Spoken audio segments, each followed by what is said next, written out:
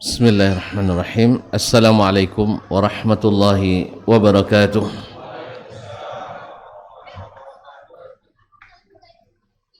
Alhamdulillahi dzil jalali wal ikram, sahibit tawli wal in'am. Ahmaduhu subhanahu wa ta'ala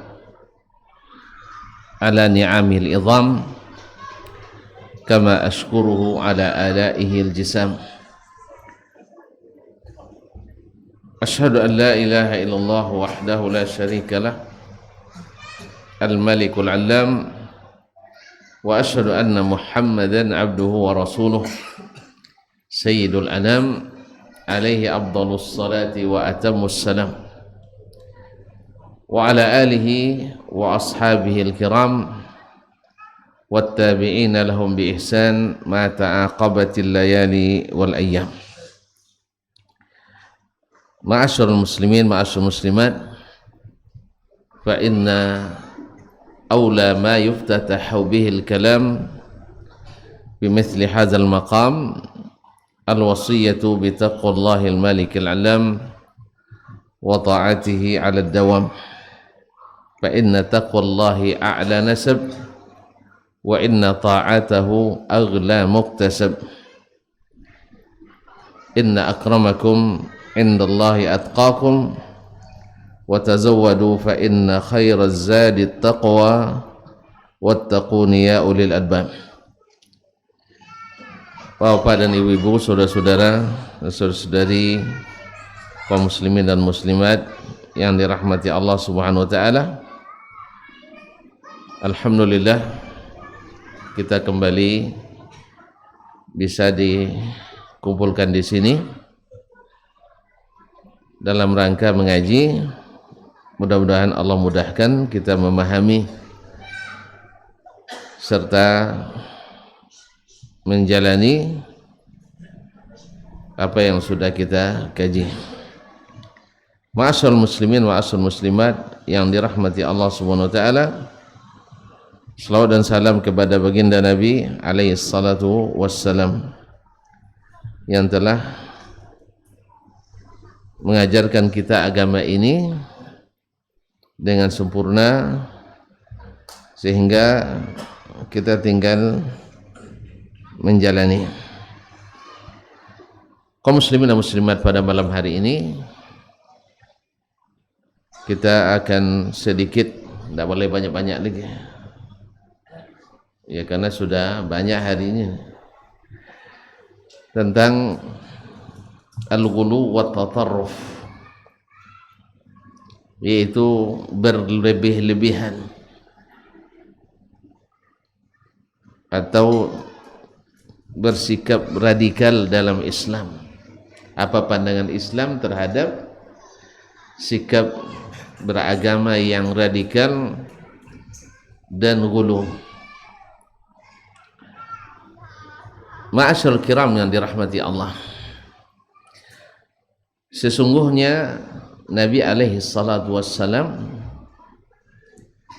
seperti yang sudah kita ketahui bersama, di Makkah beliau tidak dapat ruang untuk berdakwah. Setelah segala usaha dan upaya beliau dilakukan, akhirnya Allah izinkan untuk ke Madinah, dan sudah didahului sebelumnya dengan perjanjian Bai'atul Aqabah al-ula wa tsaniyah, Bai'atul Aqabah pertama dan kedua, yang artinya yaitu isinya mereka akan membela Nabi sallallahu alaihi wasallam. Pertama, tidak menyekutukan Allah dengan sesuatu apapun, tidak beribadah kecuali kepadanya, tidak mencuri, tidak berzina, tidak tidak mencuri, tidak berzina, dan membela Nabi alaihi salatu wassalam. Nah, di Madinah Nabi alaihi salatu wassalam Allah berikan kekuasaan dalam waktu yang relatif singkat. Beliau bisa membangun suatu negara Islam yang sangat kokoh yang menjaga stabilitas keamanan yang tak pernah tercipta sepanjang zaman seperti yang diciptakan oleh baginda Nabi alaihi salatu wassalam. Berarti dengan demikian kita paham bahwa untuk merealisasikan keamanan di dalam masyarakat dari seluruh sisi dan aspek ada pada cara Nabi alaihi salatu wassalam. Ada pada cara Nabi alaihi salatu wassalam. Dan dibuktikan sepanjang zaman pula bila suatu negara atau suatu dinasti dari negeri-negeri Islam konsisten menjadikan Al-Quran dan Sunnah sebagai dasar dan ikutannya, maka akan lebih terjaga dan lebih relatif aman dan makmur di sepanjang masa. Ma'asyarul kiram dirahmati. Kenapa? Karena Nabi alaihi salatu wassalam atau Islam didakwakan oleh Nabi alaihi salatu wassalam, aturannya lengkap dan bisa berlaku di sepanjang masa dan di semua tempat. Berlaku di sepanjang masa dan di semua tempat. Bila diterapkan akan tercipta keamanan, keamanan beragama, keamanan berpikir, keamanan berekonomi, keamanan berinteraksi. Tuan-tuan mungkin masih pernah mendengar bagaimana ketika utusan Persia datang ke Madinah menjumpai Amirul Mukminin Umar bin Al-Khattab radhiyallahu taala. Utusan ini karena tradisi di Persia, siapapun yang nak menghadap Kisra, pimpinan tertingginya, kalau di Romawi Kaisar, kalau di kalangan kaum muslimin Amirul Mukminin, mereka biasanya harus merangkak menemui pimpinannya. Nah, ketika dia datang ke Madinah, dia bertanya di mana istana Umar bin Khattab. Masya Allah. Orang tunjukkan tu rumah yang mau hampir roboh itu. Istana. Ditakuti oleh orang Romawi. Kalau sekarang istilahnya ditakuti Rusia dan Amerika. Ditakuti oleh Cina. Awak alhamdulillah tidak ada takuti. Awak takut ketakutan. Ma'asyarul kiram rahmatullah. Umar ditakuti, namanya saja ditakuti orang. Tapi tinggal di mana? Di Gubuk Riyadh. Di Dung Sudung bahasa kita. Bahasa gitu. Sekampung saya. Dung Sudung tahu? Tidak tahu. Itu pasti tidak tahu. Tapi itu tidak juga tahu. Anak milenial mana tahu dia. Tapi kalau orang tahu ya, Dung Sudung, apa tahu apa? Abang tidak tahu lah milenial. Masih tahu. Itulah tempatnya. Dicari ke rumah tak ketemu. Dia membayangkan Umar itu dijaga berlapis-lapis oleh pasukan khusus, ya, pasukan strategis. Ternyata di rumahnya tak ada penjaga.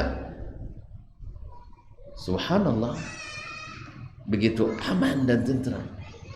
Sampai ke rumahnya, mana Umar? Ditunjuk lagi, itu yang tidur di bawah pohon kurma itu. Allah, tidur berkawuh. Tahu tidur berkeruh, berkeruh ya? Apa buat segini ya? Ngorok gitu ya? Tidur pulas, tak ada penjaga.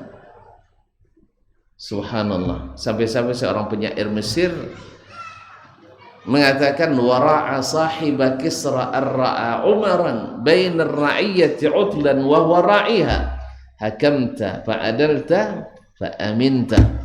Teruskan sama Ustaz. Saya dah lama lupa ini ada biar dulu nih. Orang utusan Persia terkesima melihat Umar bisa tidur nyenyak di tengah-tengah rakyatnya tanpa penjaga. Allah, tanpa penjaga. Subhanallah, kaum muslimin dan muslimat dirahmati Allah SWT. Tanpa penjaga, padahal dia pemimpin tertingginya. Lalu dia bilang, hakamta fa'adalta fa'aminta. Kamu telah berkuasa lalu berbuat adil sehingga aman.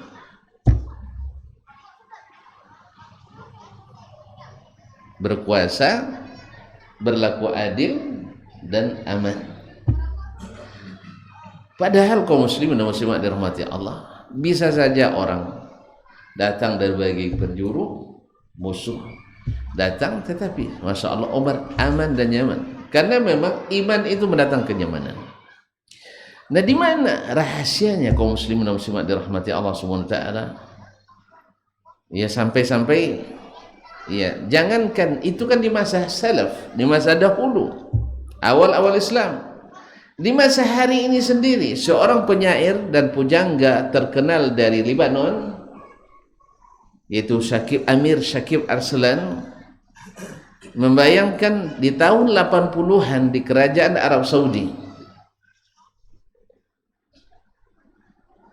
di kerajaan Arab Saudi, dia mengatakan, pujangga ini mengatakan, tidak berada di dunia duanya, tidak ada di dunia duanya keamanan yang tercipta seperti yang ada di Arab Saudi, di mana seorang anak gadis berjalan sendirian dari Makkah ke Madinah atau dari Madinah ke Makkah, lengkap dengan perhiasan emasnya. Lo Arab tahu lah tuan-tuan emasnya ya. Besok kalau saya pergi umroh nanti ajak saya tunjukkan. Ini maharnya orang Arab. Kalau sebentuk cincin kan mereka satu set perhiasan. Mahar paling murah hanya 50.000 kali 4.000. Cepat. 50 kali 4.000. 200 juta. Awak 200 juta lah sudah lumah sekali. Ini itu baru maharnya. Nasr kiram dirahmati Allah. Tapi jangan ditiru pula dah. Pak ya kami tidak nikah. Kami orang-orang nih kita tidak lagi lah. Nanti dengar pula yang di rumah. Kaum muslimin dan muslimat dirahmati Allah SWT. Jadi seorang anak gadis kata Syakib Rasulullah di tahun 80-an Masehi, 1980-an ya. Dia berjalan dari Madinah ke Makkah atau Makkah ke Madinah, jaraknya berapa? Tahu untuk jarak Makkah Madinah? Hanya 420 sekian. Ini gara-gara nengok antum saya jadi lupa pula jadinya. Nah, 400 kilo lebih. Berjalan sendirian, la yata'arrad laha insan. Tak akan ada orang yang akan mengganggunya. Begitulah amannya di situ. Subhanallah. Dan ini dibuktikan dengan sebuah kajian ilmiah yang dilakukan oleh Badan Kriminologi Dunia, bahwa mereka membuat neraca perbandingan keamanan di Arab Saudi dengan di kota Chicago, Amerika. Ya, Chicago Amerika kan? Pernah ke situ? Belum? Cina? Mau pergi? Enggak, alhamdulillah saya enggak juga. Ma'asyal kiram rahmati Allah. Maka hasilnya adalah 13 tahun di Arab Saudi, angka kriminalitasnya sebanding dengan 1 menit di kota Chicago, Amerika. 13 tahun. Berapa menit? Hitunglah coba. 13 tahun di Arab Saudi sama dengan 1 menit di kota Chicago angka kriminalitasnya. Dan saya sudah menyaksikan sendiri selama 15 tahun di sana. Bagaimana orang punya mobil-mobil mewah, tak pakai garasi, tak pakai security. Kadang-kadang tinggal pula kunci. Saya pernah mobil saya, tapi tidak mobil mewah, yang salah paham pula. Mobil saya 1.500 rial, cuma agaknya banget itu. Cuman tinggal kuncinya di situ, dompet pun tinggal. Mungkin orang ini tahu mobil begini pasti duitnya tidak ada dalam dompetnya. Sehari semalam tinggal tidak ada yang ngambil. Karena dia tahu mobilnya hanya murah. Tentu tidak ada isi dompetnya. Padahal ada duit dalamnya sih. Bagi orang saya besar, tidak kurang dari 500 rial. Belanja kami sebulan 900 rial cuma. Ada 500 itu kan. Tapi alhamdulillah terlupa sehari semalam tak ada yang sentuh di atas dashboardnya. Walaupun tentu saja tidak sempurna dan tentu semakin hari semakin banyak masalah. Ma'asyiral kiram dirahmati Allah. Kenapa ini bisa tercipta ma'asyiral kiram? Di saat Nabi SAW hijrah ke Madinah, dia diajarkan oleh Allah mengatur hubungan antara Allah. Jadi Nabi meletakkan dasar-dasar hubungan antara Allah dengan hamba, antara hamba dengan Allah. Bagaimana mentauhidkan Allah dalam akidah, bagaimana mentauhidkan Allah dalam beribadah. Jadi tidak meyakini tentang Allah kecuali dengan apa yang diajarkan oleh Rasulullah SAW, dan tidak beribadah kepada Allah kecuali yang diajarkan oleh baginda Rasulullah SAW. Ini dasar pertama. Sehingga umat waktu itu tak ada rujukan kecuali Rasulullah SAW. Aman. Berbeda mereka dalam suatu masalah, datang ke Nabi, Nabi selesaikan. Selesainya bisa dengan dua. Satu, dua-duanya disetujui, berarti ikhtilafnya tanawu'. Hanya khilaf sifatnya variatif. Ini boleh, ini juga boleh. Seorang membaca iftitah, Allahumma ba'id baini wa baina khataayaya, boleh. Ada yang baca subhanakallahumma bihamdik wa tabarakasmuk wa ta'ala jadduk, boleh. Allahu akbar kabiran walhamdulillahi katsiran, boleh. Karena semuanya dibolehkan oleh Nabi sallallahu alaihi wasallam.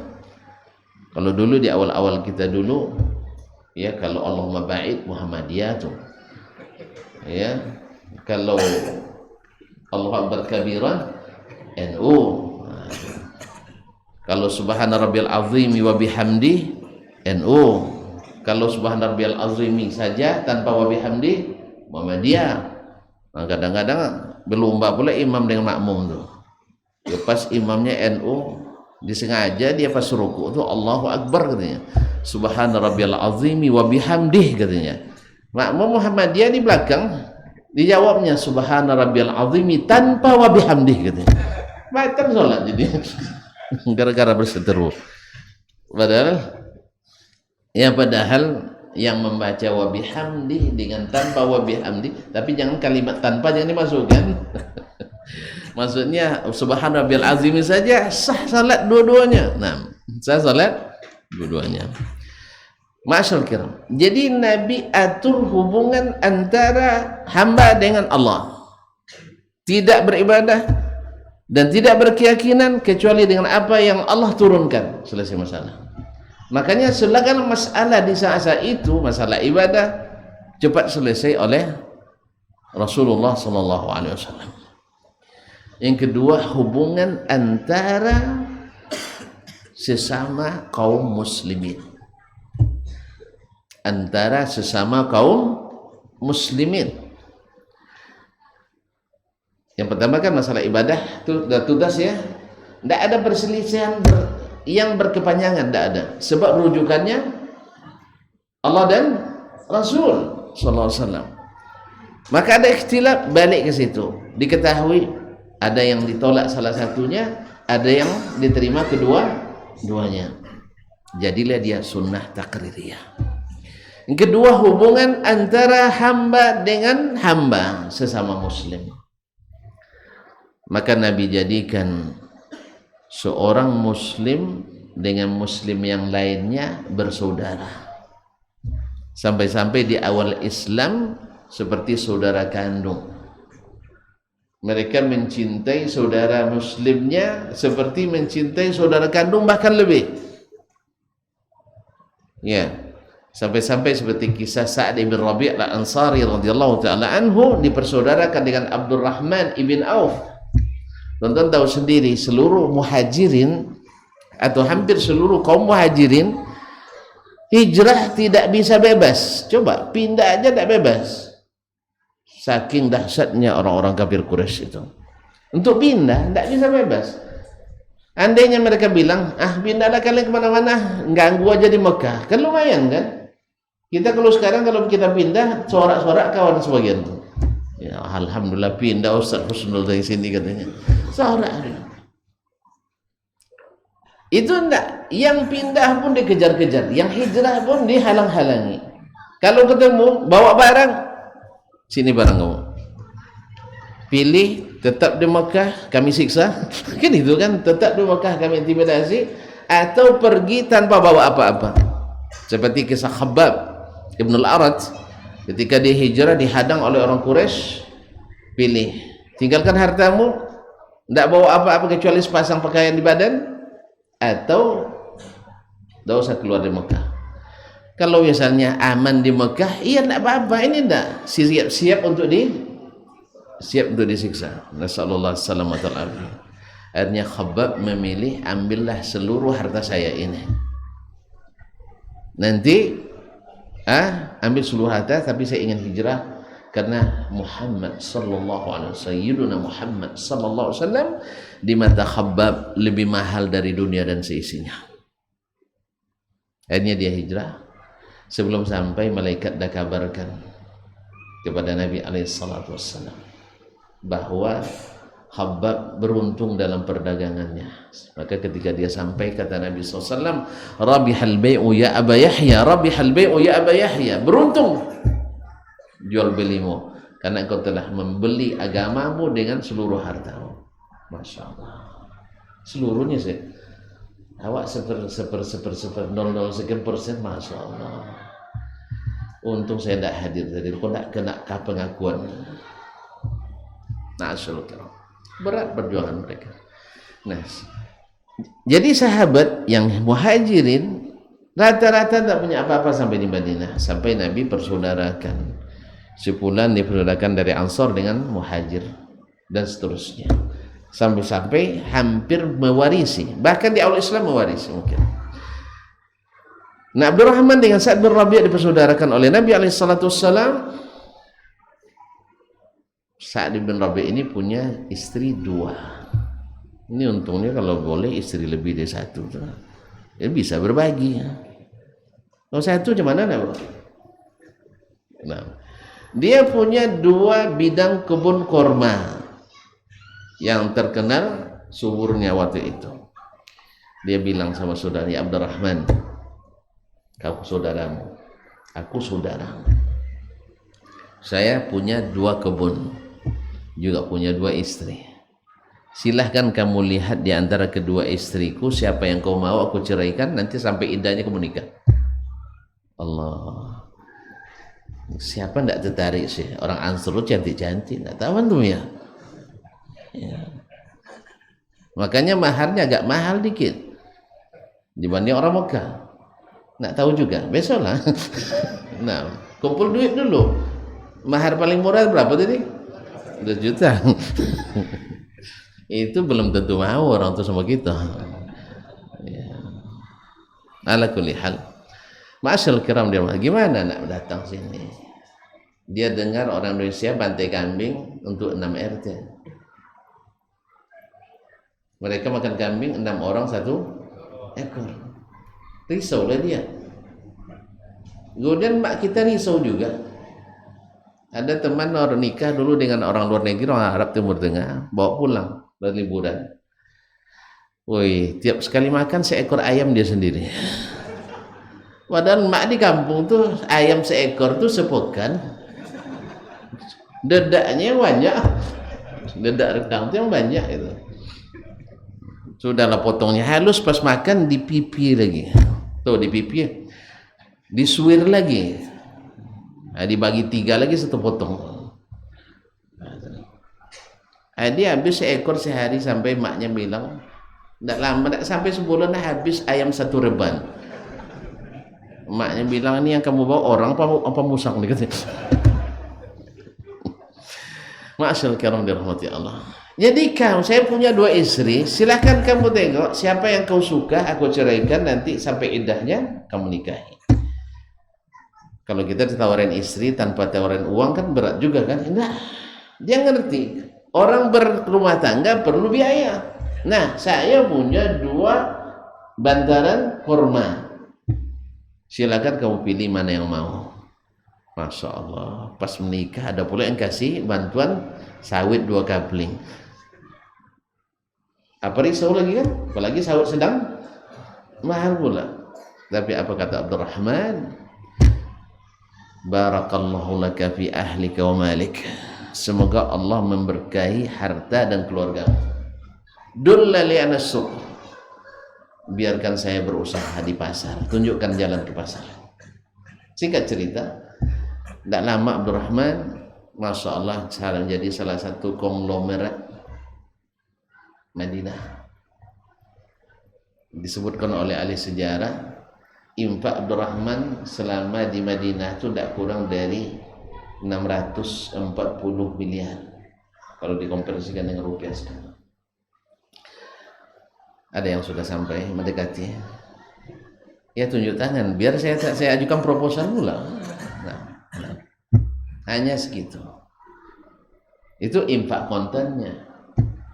Sedangkan yang dia pinjamkan, ya kata orang ahli sejarah, Az-Zahabi menyebutkan 1/3 ahli Madinah itu pernah berhutang kepadanya. Dari yang 1/3 itu, 1/3 pula pernah diputihkan. Subhanallah. Diputihkan tahu mananya? Lah, musim utara ini tidak bisa melaut duit banget. Jadi utang belum bisa dibayar. Anak nak masuk sekolah pula. Itu si anak pengadis sudah dilamar orang pula. Jadi mohon maaf belum ada apa-apa. Jadikan aja lah kalau ada duit sedikit, jadikan biaya, kan bahkan ditambah nih untuk pernikahan anakmu. Berarti kalau penduduk Madinah 4.500 orang, 1.500 pernah berhutang, 500 pernah diputihkan. Nah, ini yang tercipta di kalangan masyarakat Madinah. Orang-orang muslim dengan muslim lainnya bersaudara seperti saudara sendiri. Akha al-mu'akhad. Nah, mudah-mudahan ini jangan sampai hilang dari kaum muslimin. Jangan gara-gara berbeda pendapat, mana tahu berujung juga pada pendapatan. Berbeda pendapat, kita tidak bisa lagi saling bersalaman, tidak bisa lagi saling memaafkan. Ini dilarang dalam Islam. Tidak boleh seseorang membelakangi saudaranya lebih dari 3 hari. Ini tidak ada 3 tahun tidak berbicara. Salam tak dijawab. Dari mana tuh dapat? Ini bibit-bibit sikap gulu dan berlebihan. Nanti akan berujung pada saling menyesatkan dan saling, bahkan na'udzubillah, saling mengkafirkan. Kita syariat ini tidak ada Rasul di sahabat kita.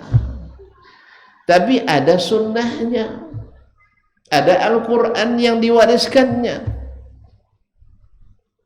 Balik ke situ. Ma'asyiral kiram dirahmati Allah. Jadi diatur hubungan antara kita dengan Allah, antara kita sesama kita. Ma'asyiral kiram dirahmati Allah. Bahkan dijadikan oleh Nabi SAW mencintai saudara itu mesti seperti mencintai diri sendiri. Ini cinta syar'i. Kalau cinta tabi'i, cinta kauni, tidak mungkinlah saya sama dengan cinta antum, tidak sama, ya kan? Tapi cinta syar'i. Artinya apa? Kalau berkaitan dengan syariat, kita akan dahulukan sama dengan saudara kita. Sebagaimana kita menikmati indahnya menerapkan sunnah Nabi, kita juga harus bersemangat untuk menyampaikan itu pada saudara kita. Bukan justru membelakangi. Sang berdepan-depan aja bercerita, tidak juga paham orang, apalagi? Dari belakang itu. Ma'asyiral kiram dirahmati Allah.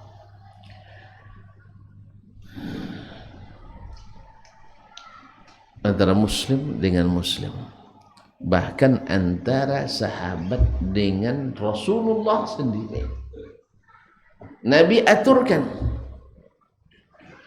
Nabi tidak membolehkan kita atau para sahabat waktu itu untuk gulu kepada dirinya sendiri.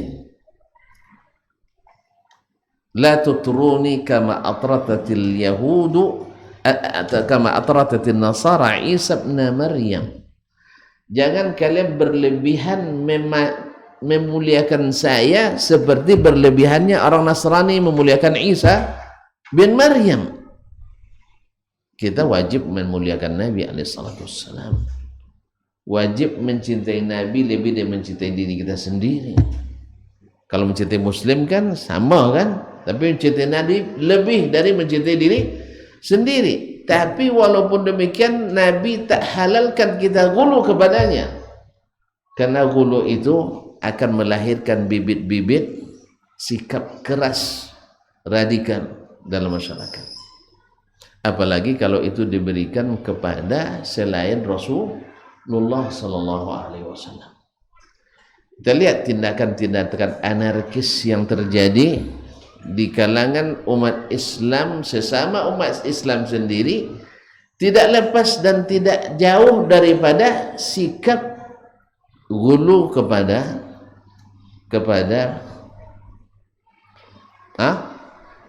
panutannya, kepada mazhabnya, kepada alirannya.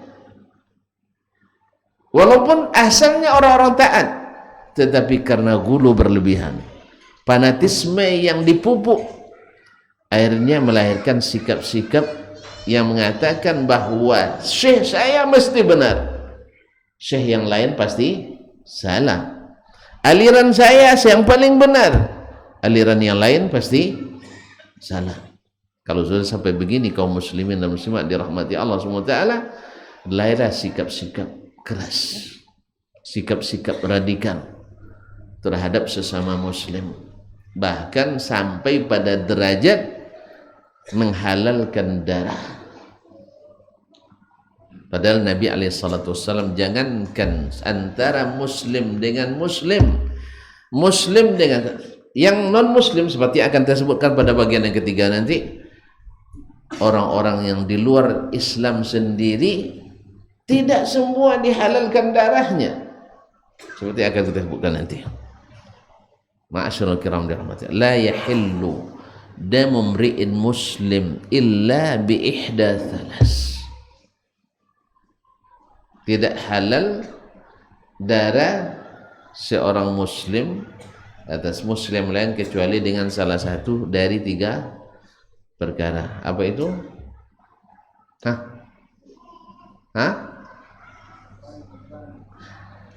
As-sayyibuz zani. Terus al-mufariqu lil jamaah. Terus at-tariku lidinih, orang-orang yang, yaitu orang yang sudah pernah menikah lalu berzina, menikah yang syar'i, maka dirajam sampai mati. Allah yang halalkan, bukan kita. Dan itu pun yang melaksanakannya bukan setiap orang.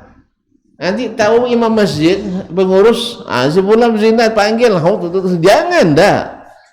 Tonton lama prosesnya. Sekarang yang seperti yang Arab Saudi yang menerapkan hukum ini kan diserang terus oleh seorang dari segala penjuru, ya.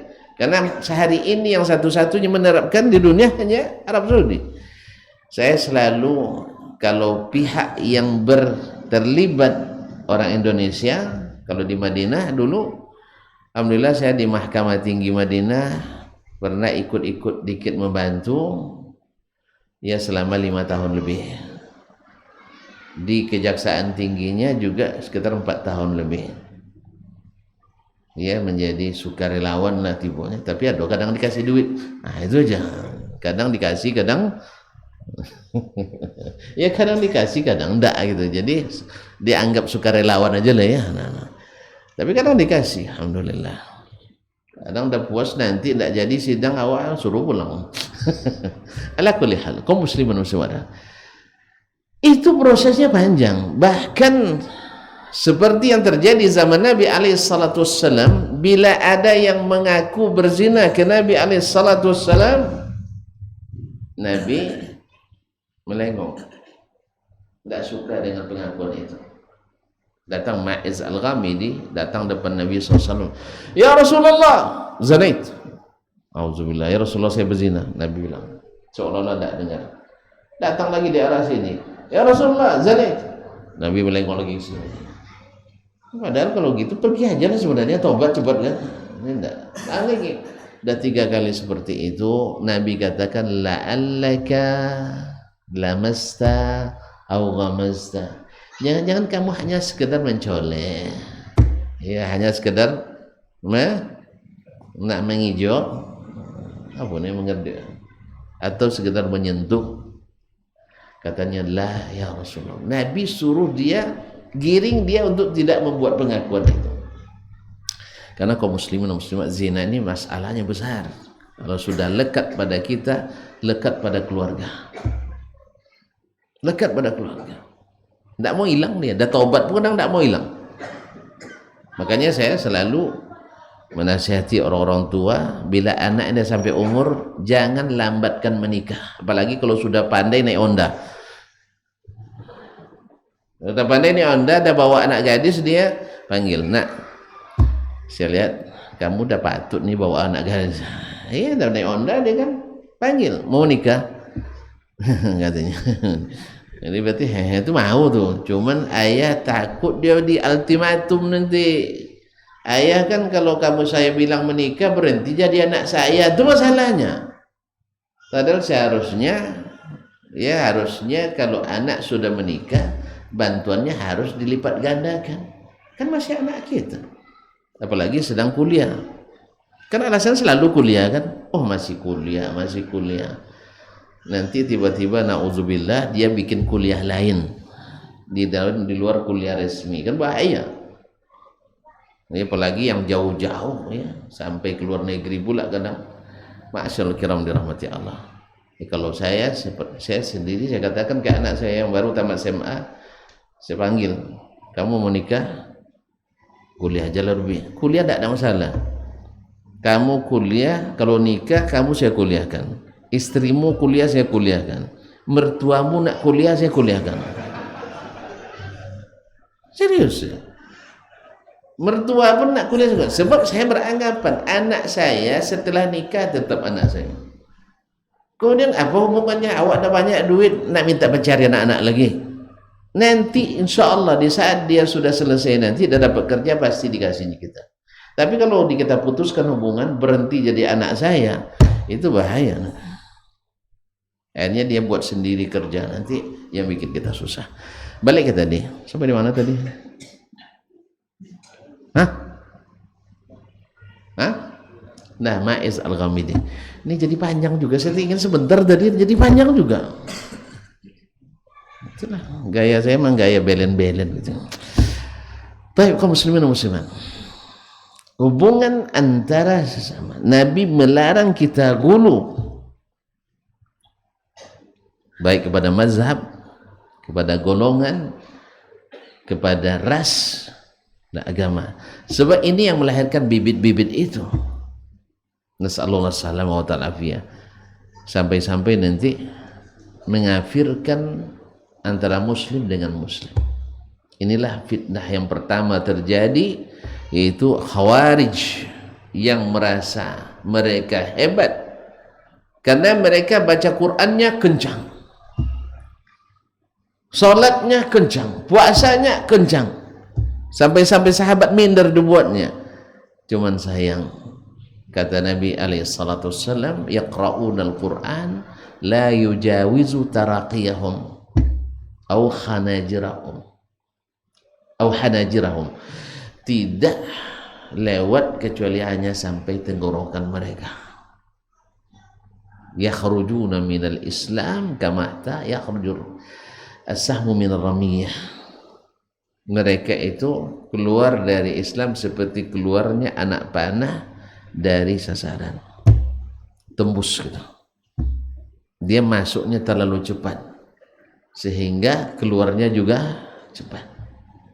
Makanya Nabi katakan la yusaddu ahadun hazaddin illa ghalabah.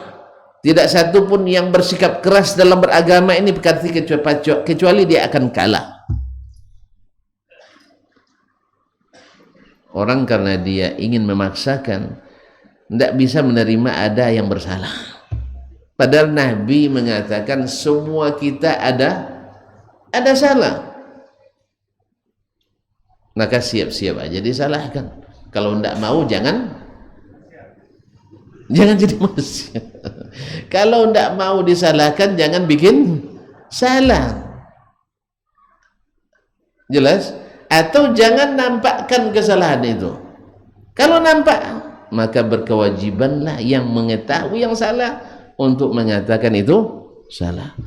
Tapi akhirnya karena sikap fanatisme buta tadi, akhirnya kita tidak bisa menerima. Akhirnya terjadi apa yang terjadi, khususnya di zaman ini, saling memfitnah, saling mengejek, saling mencaci, memaki, bahkan saling mengkafirkan di antara kaum muslimin. Maka Nabi sudah ingatkan ciri yang seperti ini dari dulu lagi. Ketika Nabi selesai perang Hunain, Nabi membagi ghanimah, diberikan orang-orang yang baru masuk Islam untuk menjinakkan hatinya, ya seperti Aqra bin Habis, Uyainah bin Hasan, ya yang baru masuk Islam, diberi 100 ekor ini, dikasih 300 ekor kambing, 100 ekor sapi. Tiba-tiba ada seorang anak muda bilang, hadza qasmun la yurabbi wajhullah. Ini pembagian tidak adil, bukan karena Allah ini. Subhanallah, Rasulullah berbuat sesuatu bukan karena Allah. Akhirnya Nabi katakan, saya khruju min dhi'i hadza, akan keluar dari orang ini orang-orang yang nanti akan membaca Quran rajin tapi tidak, imannya tidak masuk ke dalam hatinya. Kalau saya bertemu dengan mereka, saya akan bunuh mereka seperti membunuh kaum Ad dan Tsamud, karena mereka menghalalkan darah kaum muslimin yang tidak sependapat, yang tidak semazhab dengannya.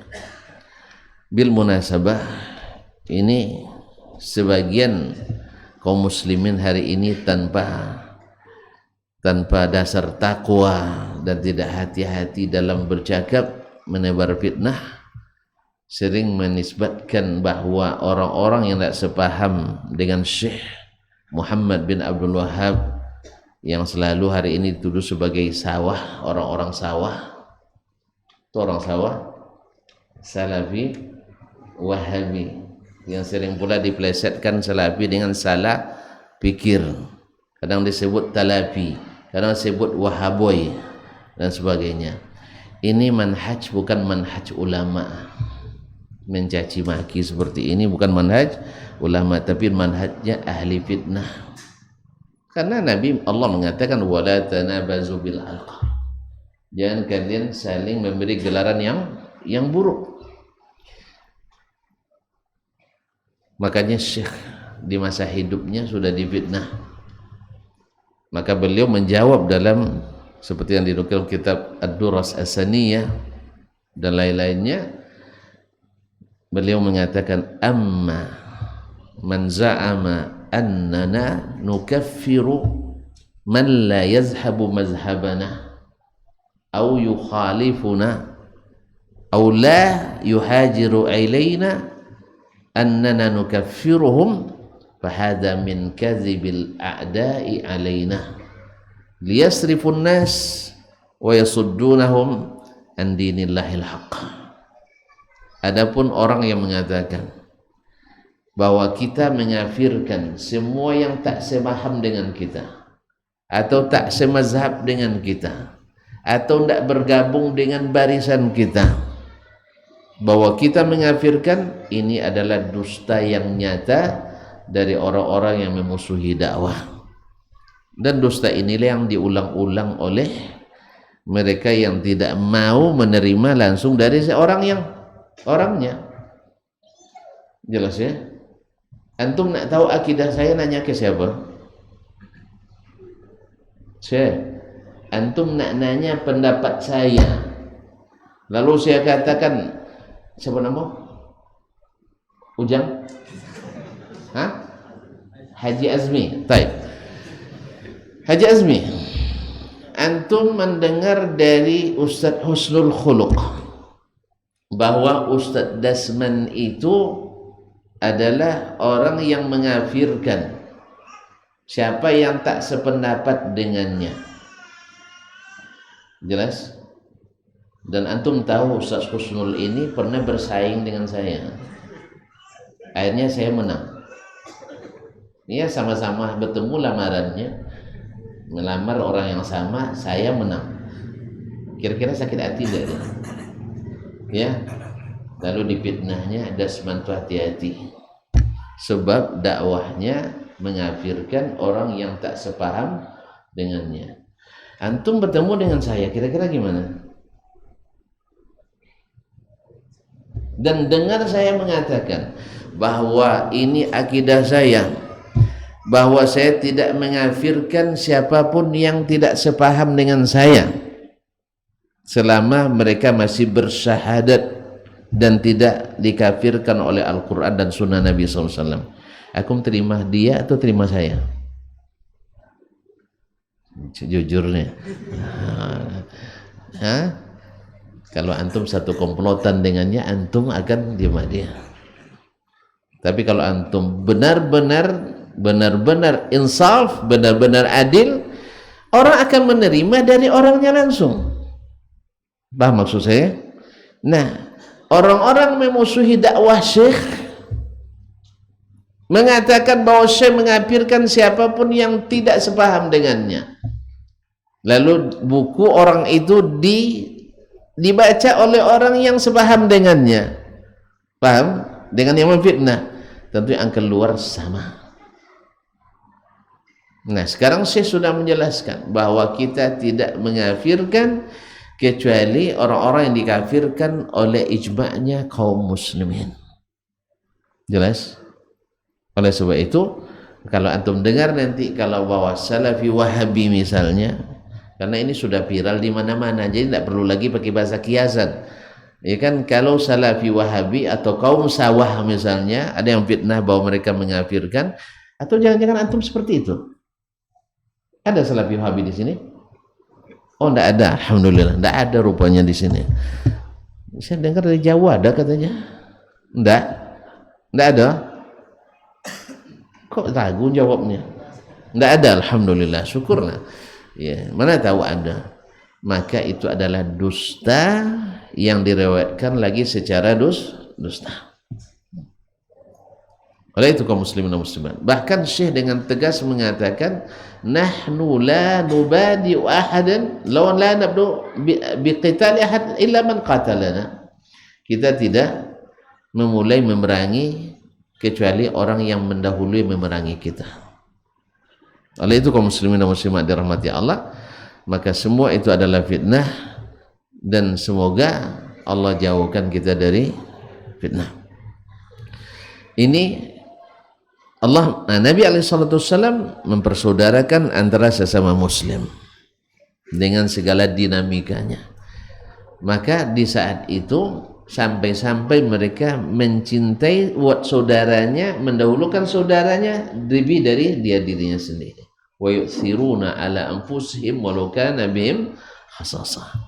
Mereka mendahulukan saudaranya sekalipun mereka dalam kesulitan. Allahu Akbar. Sepakat mereka dalam seluruh masalah? Tidak.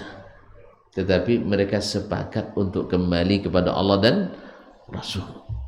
Tidak dipatuk atau tidak dikungkung oleh syekh fulan, kiai fulan, mazhab fulan, aliran fulan. Karena ini akan membentuk kotak-kotak yang memisahkan umat Islam.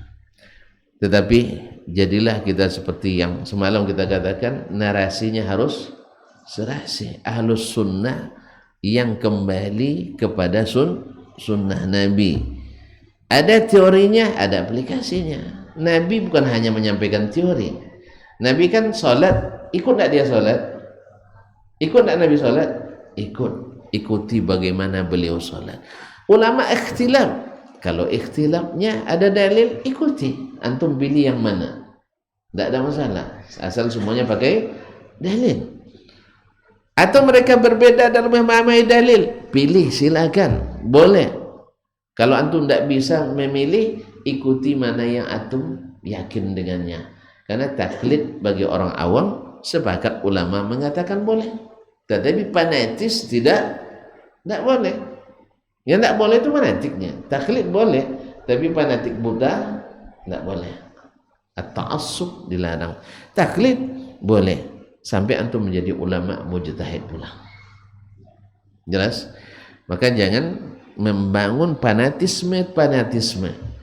Jangankan fanatis kepada mazhab belakangan, aliran belakangan, fanatisme kepada muhajirin dan ansar dianggap fanatisme jahiliyah oleh Nabi SAW, seperti yang kita sebutkan sebelum ini kan, ketika orang-orang muhajirin nak bertembung, nak bertawuran akibat atau sebabkan dua hamba sahaya yang berkelahi ngambil air, berkelahi mereka. Yang hamba sahaya muhajirin bilang ya lal muhajirin. Datang orang muhajirin, nengok muhajirin banyak, takut pula hamba ansar nih. Ya lal ansar, datang orang ansar. Ada apa?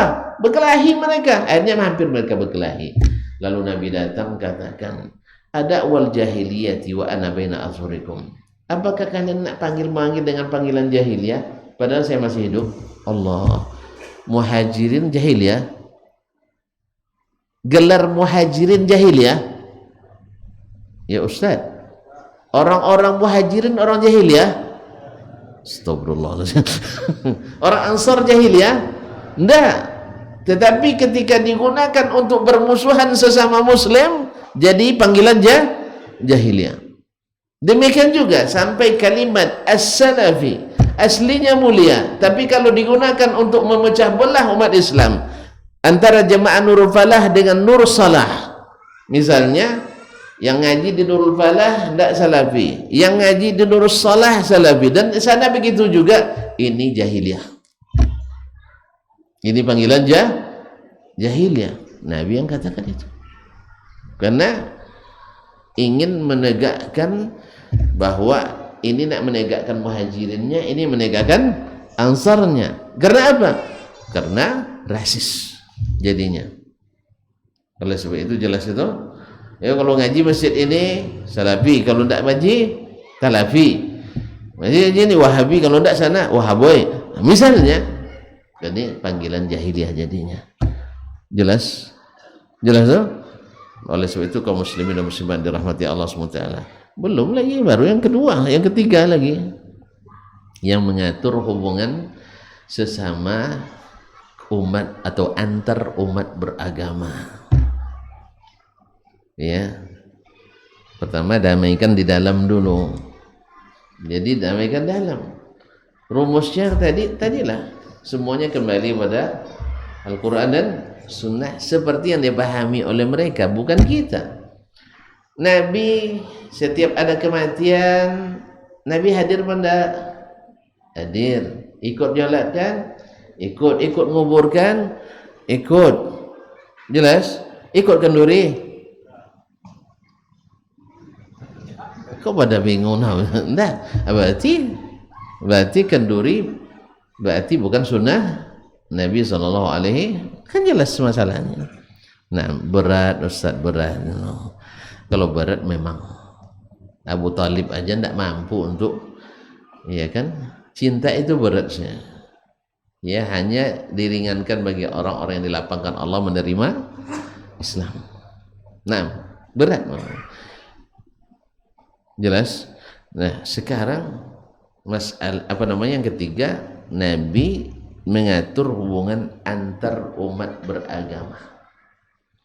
Sebab di sana ada orang-orang ya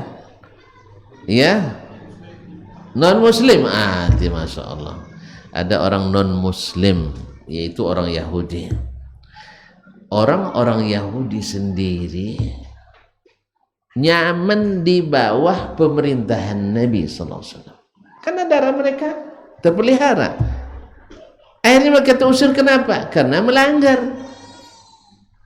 Andainya mereka tak melanggar, mereka akan aman di Madinah.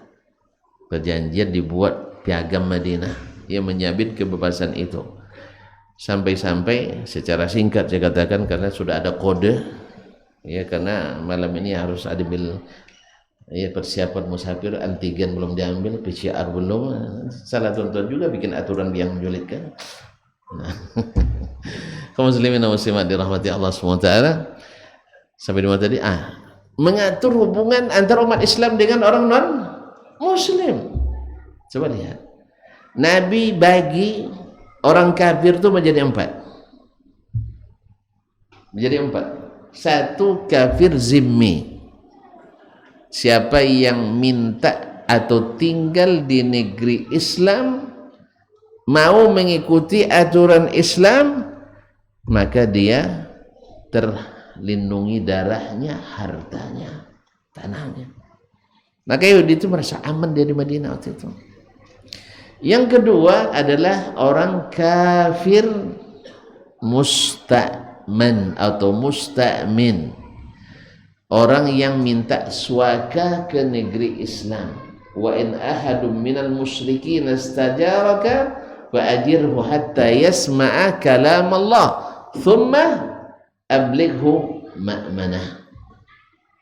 Bila ada orang musyrik yang minta suaka ke negerimu, hai Muhammad, berikan dia lindungan aman sampai mudah-mudahan mereka mendengarkan kalamullah Al-Quran, mudah-mudahan masuk Islam. Kalau tidak, nanti sampaikan ke dia ke tempat yang aman. Berarti tidak boleh diganggu. Bahkan Nabi SAW mengancam siapa yang membunuh mereka tidak akan mencium bau surga. Lalu kenapa ada sebagian kaum muslimin yang mengebom sini dan sebagainya? Ini bukan Islam yang nyuruh, tapi mereka yang salah paham terhadap Islam.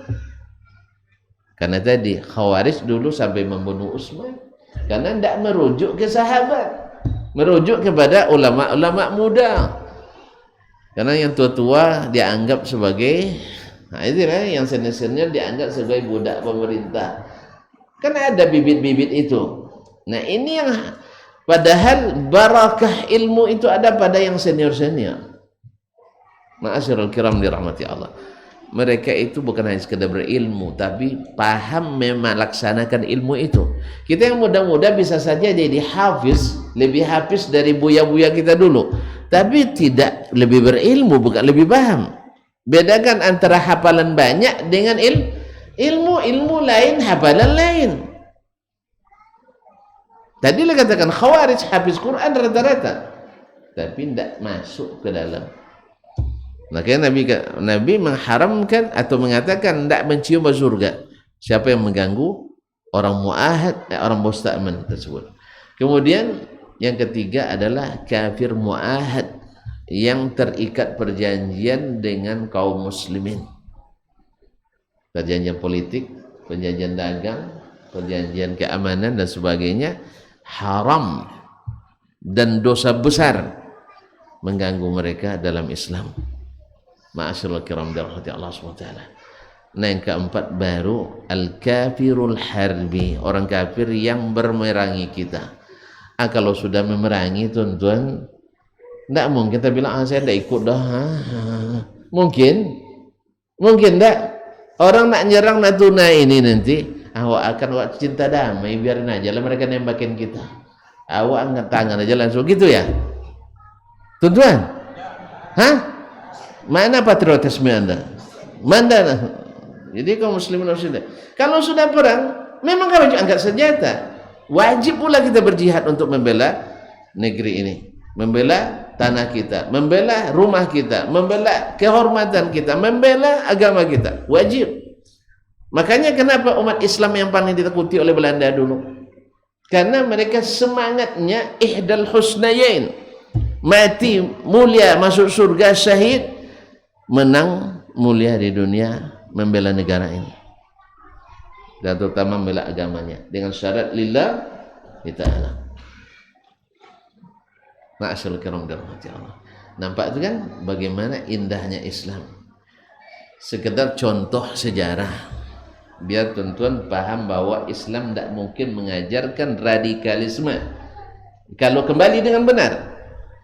Dan ini yang didakwahkan oleh Syekh Muhammad bin Abdul Wahhab rahimahullah ta'ala, kembali ke Al-Quran dan Sunnah secara benar seperti pemahaman as-salaf as-salih. Adapun sebagian yang menisbatkan diri, sama sebagian kita menisbatkan diri ke Ahlus-Sunnah tapi lebih banyak tidak sunnahnya. Ada kan? Biasalah. Banyak orang Islam suruh kita mencuri. Enggak, tapi kebanyakan curi Indonesia orang Islam atau enggak? Orang Islam. Islam boleh kan zalim? Boleh zalim? Enggak, tapi kebanyakan zalim di Indonesia orang Islam. Maka kelakuan sebagian kaum muslimin atau sebagian orang yang mengaku sunnah berbuat seperti itu, pengakuan dia sebenarnya dia tidak mengikuti sunnah Nabi alaihissalatu wassalam. Dia mengaku ikut salaf tetapi melakukan pelanggaran-pelanggaran, berarti dia ngakunya salaf tapi tidak mengikuti as-salaf. Ma'asyaraka, jelas ya? Nah, kalau begini, kalau cara pikir nanti asal ada satu anggota rumah tangga yang rumah kita yang salah, ada anak kita curi lalu dihukum keluarga apa? Sorry, mau terima? Enggak. Kalau sempat ada yang korupsi di sebuah kementerian, menterinya misal korupsi, lalu kita cap ini kementerian, semua yang ada kementerian korupsi, mau? Ya enggak. Jadi oleh itu kaum muslimin dan muslimat, kesalahan yang dilakukan oleh personal, individual, bahkan golongan dari kaum muslimin itu bukan karena Islam yang nyuruh, tapi karena mereka salah memahami Islam. Jangan dinisbatkan, walaupun ada kemirikannya, sama-sama berjenggot, nah ini ya, sama-sama cingkrang, sama-sama rajin ke masjid, sama-sama rajin baca Quran, rajin puasa Senin dan Kamis, jelas. Tapi setelah diketahui yang sebenarnya ilmunya seperti apa, amalan seperti apa, imannya seperti apa. Jadi ketiga inilah yang dipelihara oleh Nabi alaihissalatu wassalam di Madinah, sehingga terciptalah keamanan yang tak pernah tercipta sebelumnya. Antara Ansor dengan Ansor aja bertembung, antara dulu Muhajirin dengan Muhajirin juga sebelum bernama Muhajirin sudah berperang. Tapi dengan datangnya Islam, Allah jadikan orang-orang berislam itu bersaudara. Alhamdulillah. Oleh sebab itu kaum muslimin dan muslimat, maka tidak boleh kita ada bersikap berlebihan dalam agama ini, karena berlebihan itu akan berakhir pada sesuatu yang tidak terpuji, baik berlebihan kanan atau berlebihan kiri. Ya, ada berlebihan kanan, berlebihan kiri. Oleh sebab itu kita cukup sampai di sinilah ya. Dan tuan-tuan, alhamdulillah sejak berapa saya datang tidak ada yang bertanya, mudah-mudahan karena paham nanti. Ya, insya Allah. karena paham itu. Alhamdulillah, terima kasih dan mohon maaf sekaligus ini terakhir nih saya, terakhir nih, besok tidak boleh datang lagi kan? Hah? Masih boleh? Atau insyaallah ya, untuk saat ini mungkin malam ini kita terakhir. Tentu saja karena yang berbicara paling banyak saya, kemungkinan banyak bersalah itu saya. Ya, kalau ada yang salah, tidak usah itu dicatat. Kalau sudah tercatat, langsung dihapus cepat. Ya, yang dicatat yang benar-benarnya aja lah, yang sedap-sedapnya aja lah, yang membuat antum senang aja lah. Yang tidak senang-senang itu cepat dihapus dan maafkan saya. Dan kepada Allah saya mohon ampunan. Mudah-mudahan Allah SWT berkenan mengampuni.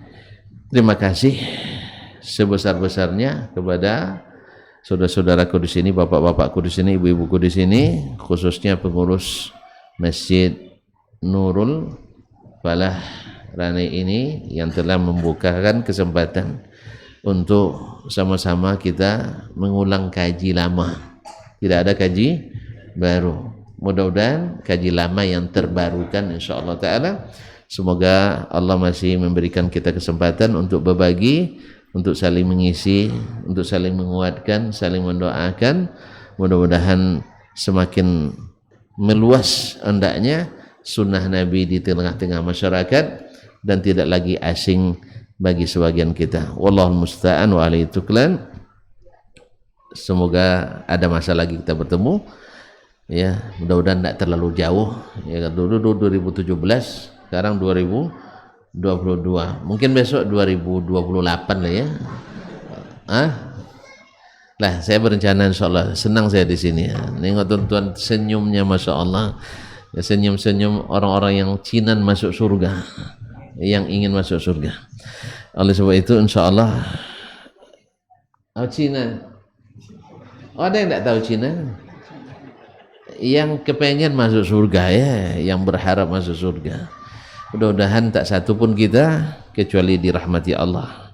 Allahumma ij'al ijtima'ana hadza ijtima'an marhumah wa tafarruqana min ba'dihi tafarruqan ma'sumah. Wala taj'al fina wala ma'ana wala minna syaqiyyan wala mahrumah. Allahumma hafazna fi buyutina, Allahumma hafazna fi masajidina, Allahumma hafazna fi madarisina, Allahumma hafazna fi biladina kulliha. Allahumma ja'al biladana Indonesia biladan aminatan mutmainnah. Allahumma ja'al hadhil bilad biladan aminatan mutmainnah. Allahumma aslih a'immatana wa ulata umurina. Allahumma aminna fi awtanina wa aslih a'immatana wa ulata umurina. Allahumma zhub bitanatan salihah. Allahumma jannub bitanatan sayyi'ah. Allahumma taqabbal minna innaka antas samiul alim wa tub alaina innaka antat tawwabur rahim. La ilaha illa anta subhanaka inna kunna minadh dhalimin. Rabbana atina fid dunya hasanah wa fil akhirati hasanah wa qina adzabannar. Wa subhanakallahumma wa bihamdik asyhadu an la ilaha illa anta astaghfiruka wa atubu ilaik. Wassalamualaikum warahmatullahi wabarakatuh.